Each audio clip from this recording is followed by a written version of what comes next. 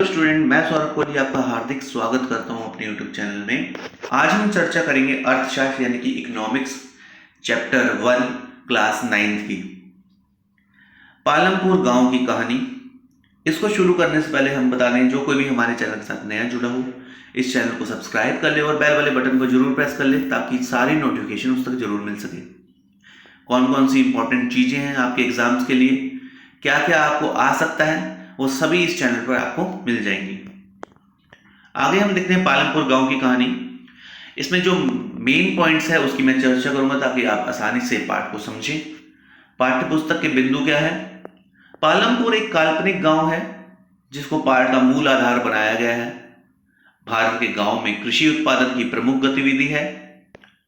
पालमपुर में कृषि ही मुख्य क्रिया है। अन्य उत्पादन गतिविधियों में, जिन्हें गैर कृषि क्रियाएं कहा गया है, लघु निर्माण, परिवहन, दुकानदारी आदि शामिल है। यानी कि टॉप मोस्ट पे है कृषि और उसके बाद अन्य कृषि कार्य हैं लघु निर्माण, परिवहन और दुकानदारी। उत्पादन का उद्देश्य यहाँ प्रयोजन ऐसी वस्तुएं और सेवाएं उत्पादन करना है जिनकी हमें आवश्यकता है।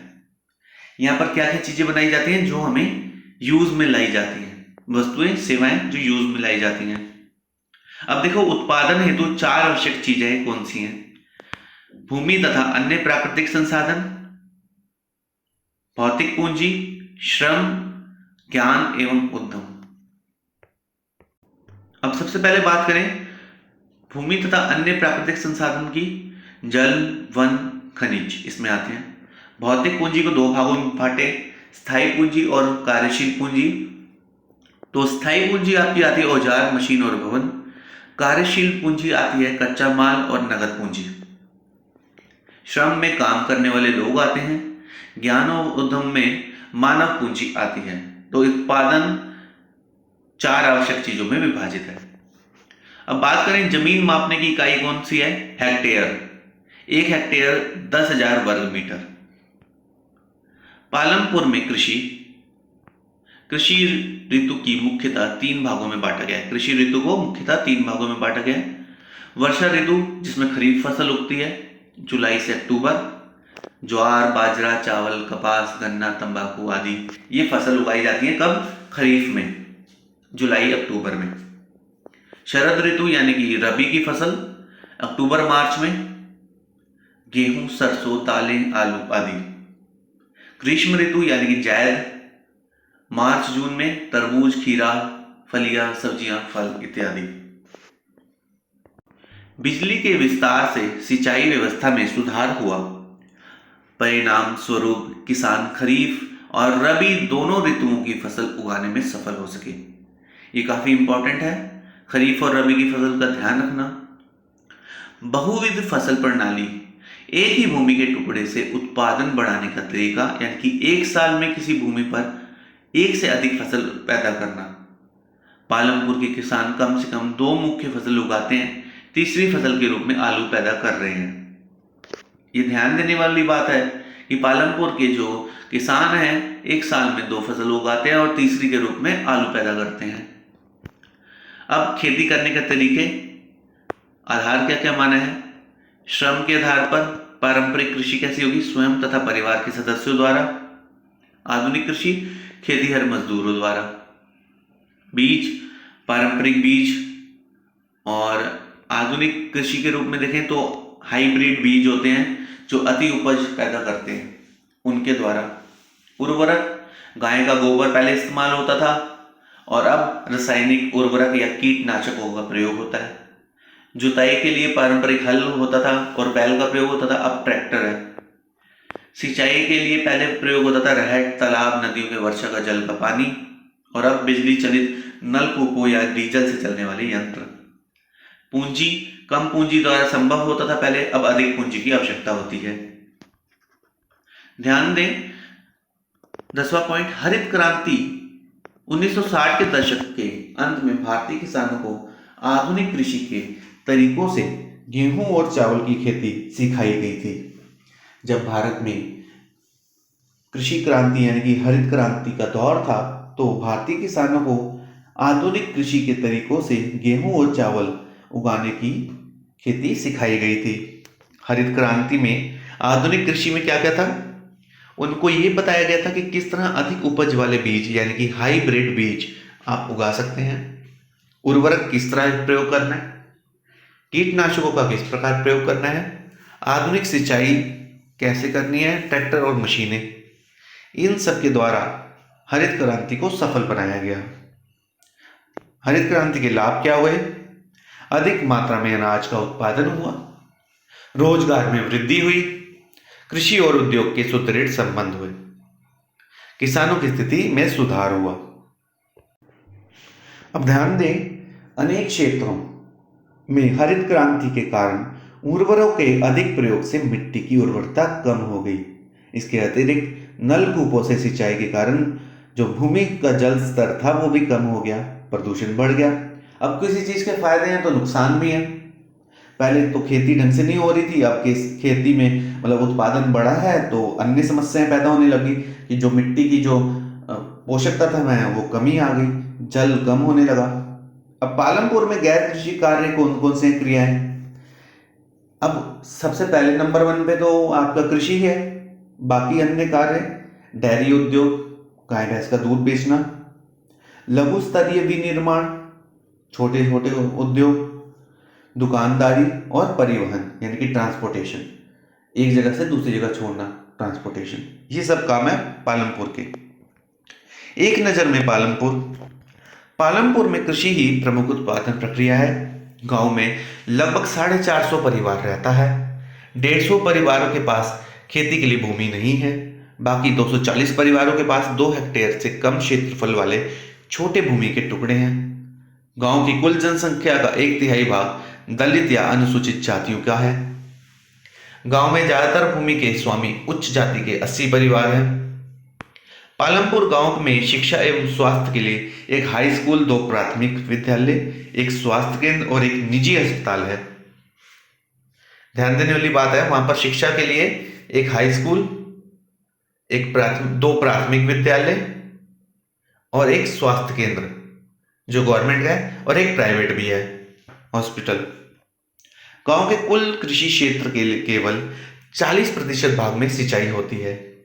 अधिक उपज पैदा करने वाले बीज, हाइब्रिड बीज की सहायता से गेहूं की उपज 1300 किलोग्राम प्रति हेक्टेयर से बढ़कर 3200 किलोग्राम हो गई है। जब से इन्होंने हाइब्रिड बीज का प्रयोग किया है, उससे जो उत्पादन है गेहूं का वो डबल के करीब हो गया है। पालमपुर गांव में 25% लोग गैर कृषि कार्यों में लगे हुए हैं, जैसे डेयरी, दुकानदारी, लघु स्तरीय उद्योग और परिवहन। पालमपुर व आसपास पड़ोस के गांव, कस्बों और शहरों में दूध, गुड़, गेहूं आदि सुलभ है। जैसे जैसे ज्यादा गांव, कस्बा और शहरों से अच्छी सड़कें, परिवहन और टेलीफोन से जुड़ेंगे, भविष्य में गांव में गैर कृषि उत्पादन क्रियाओं के नए अवसर बढ़ते रहेंगे। अब प्रश्न की बात करें, मल्टीपल चॉइस प्रश्न। पालमपुर गांव के लोगों की मुख्य आर्थिक क्रिया क्या है? मैंने आपको बताया था फर्स्ट नंबर पे है कृषि। दूसरा, उत्पादन की प्रथम आवश्यकता क्या है? उत्पादन तभी हो सकता है जब भूमि आपके पास होगी, तभी तो आप खेती कर सकते हो। तीसरा है, पालमपुर के कृषक तीसरी फसल के रूप में कौन सी फसल बो रहे थे? मैंने आपको बताया था तीसरी फसल के रूप में वो आलू बो रहे थे। आधुनिक कृषि में डैश बीजों का प्रयोग किया जाता है। अब ये HYV क्या है? HYV का मतलब है हाइब्रिड वीड।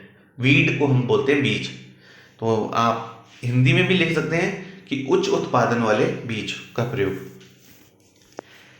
एक साल में किसी भूमि पर एक से ज्यादा फसल उगाने की विधि को बहुविध फसल प्रणाली कहते हैं। कृषि के आधुनिक तरीकों का सबसे पहला प्रयोग भारत के किन 2 राज्यों में किया गया? पंजाब और हरियाणा। पालमपुर में लगभग कितने प्रतिशत लोग गैर कृषि व्यवसायों में लगे हैं? 25%। भूमि मापने की इकाई हमने बताया था हेक्टेयर में आपको।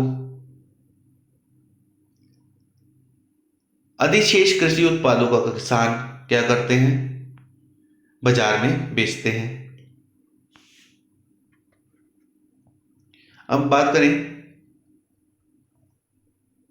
3 से 5 अंक वाले प्रश्नों की।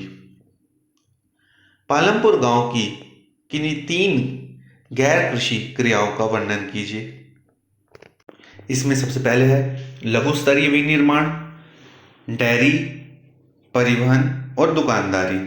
इनमें से आप कोई 3 लिख सकते हैं। दूसरा प्रश्न है 1960 के दशक के अंत में आई हरित क्रांति ने भारतीय कृषि पर क्या प्रभाव डाला? कोई 5 बिंदु बताएं। हरित क्रांति ने भारतीय कृषकों को ज्यादा उपज वाले बीज, हाइब्रिड बीज के द्वारा चावल और गेहूं की कृषि करने का तरीका सिखाए। परंपरागत यानी कि जो पहले से चलते आ रहे बीजों की तुलना में नई तरह के हाइब्रिड बीज अधिक उपज वाले बीज सिद्ध हुए। किसानों ने कृषि में ट्रैक्टर और फसल काटने की मशीनों का उपयोग करना प्रारंभ कर दिया। रासायनिक खादों का प्रयोग करना शुरू किया। प्राकृतिक संसाधनों का उपयोग किया गया। तीसरा प्रश्न है परंपरागत खेती व आधुनिक कृषि में अंतर स्पष्ट कीजिए। कोई 5। परंपरागत कृषि में देखें तो कृषि में पहले परंपरागत बीजों का प्रयोग होता था, अब हाइब्रिड बीज का प्रयोग होता है। दूसरा, कम सिंचाई की आवश्यकता थी पहले और अब अधिक सिंचाई की आवश्यकता है। तीसरा, उर्वरकों के रूप में गाय का गोबर पहले इस्तेमाल होता था और अब कीटनाशक और खाद का प्रयोग होता है। पहले पारंपरिक हल का प्रयोग होता था, अब मशीनों का प्रयोग होता है। पहले कुआं, नदी, रहर, तालाब सिंचाई से पानी का उपयोग होता था, अब नलकूपों और पंपिंग सेट के द्वारा सिंचाई से प्रयोग होता है। पालमपुर में लघु स्तरीय विनिर्माण उद्योग की विशेषताएं लिखिए। तो सबसे पहला पॉइंट है सरल उत्पादन विधियों का इस्तेमाल, पारिवारिक श्रम द्वारा घरों पर काम करना, श्रमिकों को भी कई बार किराए पर रखा जाता है और कम लागत पूंजी, कम समय में तैयार माल। 5वां प्रश्न है आपके क्षेत्र में कौन कौन सी गैर कृषि क्रियाएं होती हैं?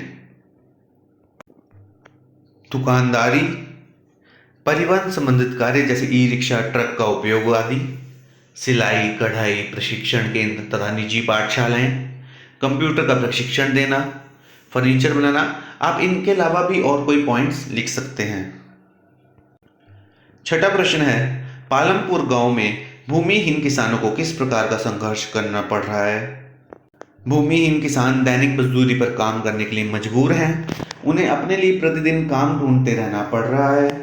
सरकार द्वारा मजदूर की दैनिक दिहाड़ी न्यूनतम रूप से 60 रुपये निर्धारित की गई है, परंतु केवल 35 और 40 रुपये ही मिलते हैं। खेतिहर श्रमिकों में अधिक स्पर्धा के कारण ये लोग कम वेतन में भी कार्य करने के लिए तैयार हो जाते हैं। खेतिहर श्रमिक कर्ज के कारण अत्यधिक कष्ट झेल रहे हैं। पहली आवश्यकता है भूमि तथा अन्य प्राकृतिक संसाधन जैसे जल, वन, खनिज की भी आवश्यकता है। श्रम अर्थात जो लोग काम करेंगे, कुछ उत्पादन क्रियाओं में शिक्षित कर्मियों की भी आवश्यकता है। भौतिक पूंजी। आगे बात की जाए वस्तुओं और सेवाओं के उत्पादन के लिए आवश्यक चीजों का वर्णन कीजिए। तो पहली आवश्यकता है भूमि तथा अन्य प्राकृतिक संसाधन जैसे जल, वन, खनिज की आवश्यकता। श्रम अर्थात जो लोग काम करेंगे, कुछ उत्पादन क्रियाएं में शिक्षित कर्मियों की भी आवश्यकता होगी। भौतिक पूंजी उत्पादन के समय प्रत्येक स्तर पर काम आने वाली आगतें जैसे इमारतें, मशीन, औजार आदि। इसमें स्थायी और कार्यशील पूंजी दोनों शामिल हैं। मानव पूंजी उत्पादन करने के लिए भूमि, श्रम और भौतिक पूंजी के साथ साथ एक साथ करने का योग्य बनाने के लिए ज्ञान और उद्यम की आवश्यकता है, जिसे मानव पूंजी कहा जाता है। बाजार उत्पादित वस्तुओं के अंतिम उपभोग हेतु प्रतिस्पर्धा के लिए बाजार की भी आवश्यकता तत्व है।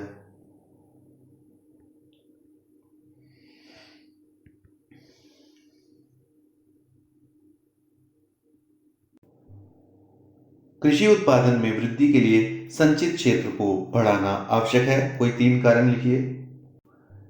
संचित क्षेत्र के अंतर्गत क्षेत्र को बढ़ाना। कृषि की व्यवस्था संचित क्षेत्र पर निर्भर करती है। भारत के कुछ क्षेत्रों में जैसे पंजाब, राजस्थान, दक्षिणी भाग तथा मध्य भारत वर्षा अनियत व अनिश्चित है। ऐसे क्षेत्रों में कृत्रिम सिंचाई की अधिक आवश्यकता है। कुछ फसलें ऐसी हैं जिसके लिए नियमित रूप से जल आपूर्ति आवश्यक है, जैसे चावल, गेहूं, गन्ना आदि। जिन क्षेत्रों में अधिक बीजों का प्रयोग किया जाता है वहां भी जल की अधिक आवश्यकता पाई जाती है। भूमि का सबसे छोटा भाग भी सिंचाई के अंतर्गत है। अगला प्रश्न है, पालमपुर में भूमि का वितरण किस प्रकार होता है? पालमपुर में 450 परिवारों में से लगभग एक तिहाई अर्थात 150 परिवारों के आसपास खेती के लिए भूमि नहीं है, जो अधिकांश दलित हैं। 240 परिवार जिनके पास भूमि है 2 हेक्टेयर से भी कम क्षेत्रफल वाले टुकड़ों पर खेती करते हैं। भूमि के ऐसे टुकड़ों पर खेती करने से किसानों के परिवार की पर्याप्त आमदनी नहीं होती। पालमपुर में मतलब जो मिडिल किसान हैं और बड़े किसानों के 60 परिवार हैं जो 2 हेक्टेयर से अधिक भूमि पर खेती करते हैं। कुछ बड़े किसानों के पास 10 हेक्टेयर से अधिक भूमि है। अगला प्रश्न है पालमपुर के दुकानदारों के बारे में। तो पालमपुर के दुकानदार की प्रतिदिन की वस्तुओं की थोक रेट पर खरीदते हैं और गांव में बेचते हैं। पालमपुर में ज़्यादा लोग व्यापार वस्तु विनिमय नहीं करते। वस्तु विनिमय क्या होता है बेटा? कि जो एक सामान देकर दूसरी चीज को ले लें। जैसे आपके पास आटा है तो आपको चावल लेना है तो आप उसे आटा दे दोगे तो वो आपको चावल दे देगा। गांव में छोटे जनरल स्टोरों में चावल, गेहूं, चाय, तेल, बिस्किट, साबुन, टूथपेस्ट, बैटरी, मोमबत्ती, कॉपियां, पेन, पेंसिल तथा कुछ कपड़े भी बेचे जाते हैं। कुछ परिवारों में जिनके घर बस स्टैंड के निकट है अपने घर के एक भाग में ही छोटी दुकान खोल ली है। वस्तु के साथ साथ खाने की चीजें भी बेचते हैं। अब हरित क्रांति के बारे में बताएं कुछ। रासायनिक उर्वरकों के कारण मृदा की उर्वरता नष्ट होने लगी। हरित क्रांति के दुष्परिणाम के रूप में भूजल का अधिक प्रयोग होने लगा तो जिससे जल स्तर गिरने लगा। रसायनों का अधिक प्रयोग से मिट्टी में जो उसके उर्वरक घुल गए तो जल दूषित होने लगा। बैक्टीरिया और वैसे सूक्ष्म जीवाणु को नष्ट कर देते हैं जो मिट्टी के लिए उपयोगी हैं। उर्वरकों के अति उपयोग से भूमि खेती की योग्य नहीं रहती। क्या पालमपुर में गैर कृषि कार्य प्रारंभ किए जा सकते हैं?